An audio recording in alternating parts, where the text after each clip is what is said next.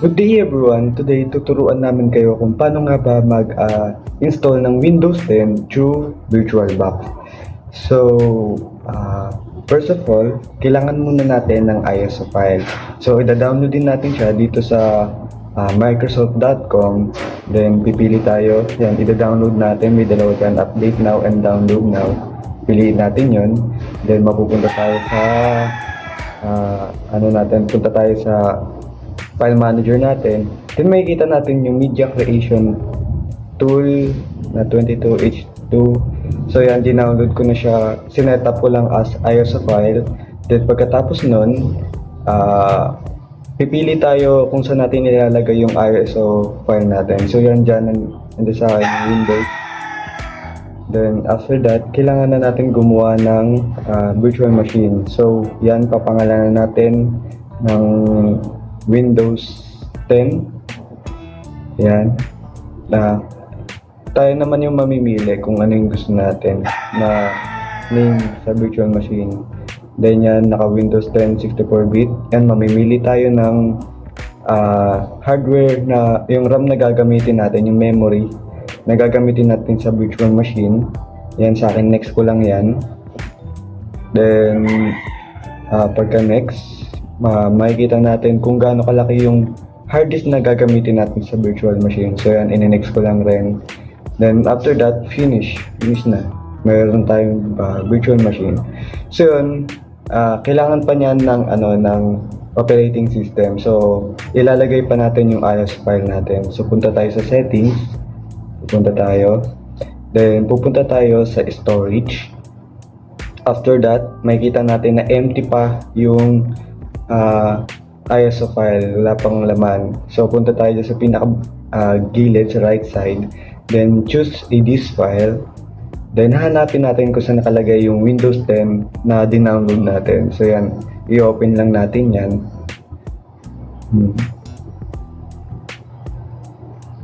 Yan, choose lang natin yan.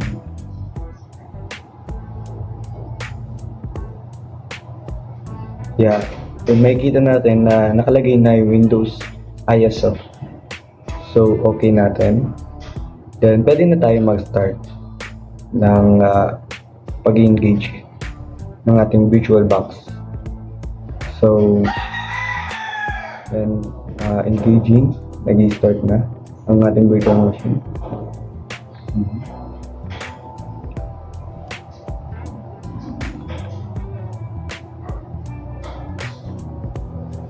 Ayan.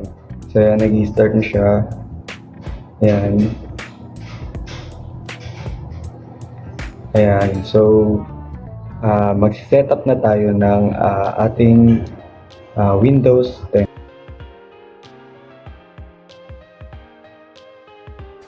Now, we will proceed in Windows Setup. You just simply need to put your preferred language to install. Time and currency format and keyboard or input method, then click Next. And click Install Now.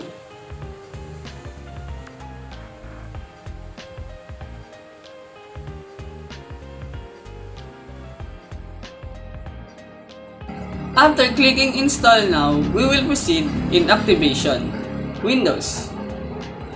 To those don't have a product key, we will just click I don't have a product key. To continue, then choose Windows 10, Home, then click Next.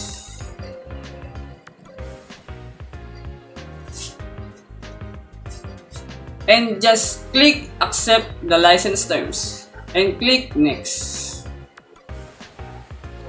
These are two types of installing: upgrade and custom. You just need to choose custom because this is the easy way to install your Windows 10. Then just click Next and wait for installation.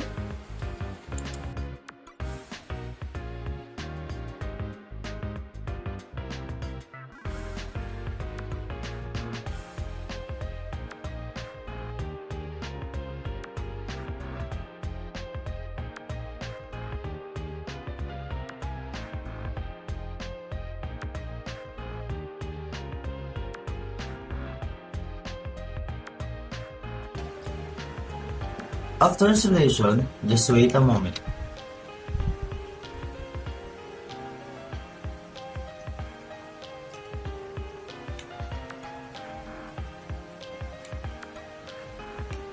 So medyo matagal-tagal siya. Kaya kailangan na lang natin ng mahabang pasensya. Pwede pa kayong magkape.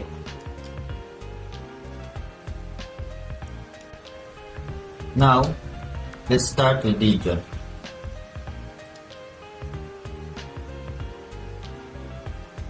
And click next. Dito naman, pwede kayo maglagay ng keyboard layout nyo. So, US ba or yung preferred language nyo. Then, click next. So, dito naman yung sa keyboard layout, pwede ka maglagay ng keyboard layout sa mismong Windows 10 o hindi.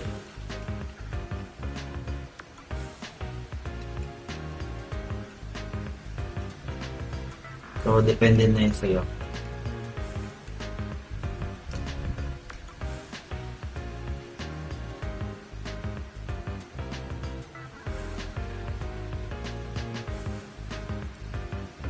Let's add your account. So, kailangan nyo lagay yung Google account nyo para makuha ni Windows 10 yung mga files mo sa mo, current Windows o current PC mo.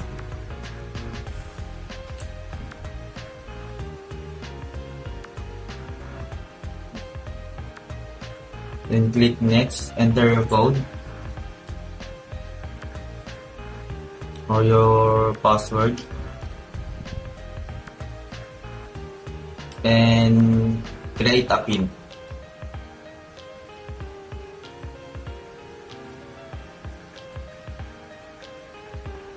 Then, yan, set up nyo yung PIN nyo, then click OK.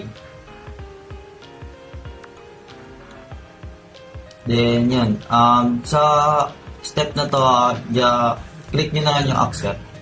And so, dito, text customizer experience. So, skip na lang natin siya.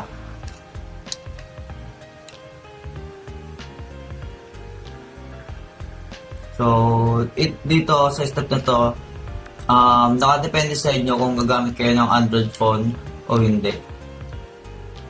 So, dito naman, depende rin sa inyo kung i-decline nyo o continue.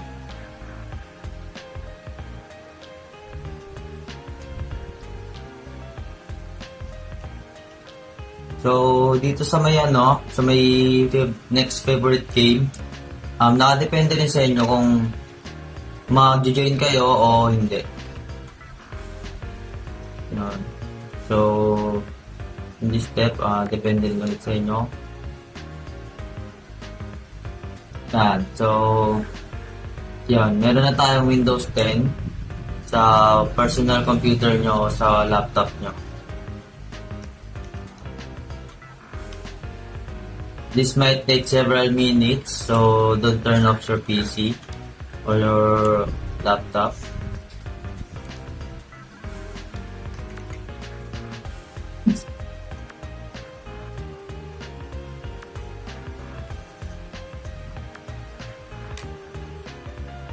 So, ito na po yung Windows 10 sa personal computer nyo sa may laptop nyo. Thank you. Sana naintindihan nyo.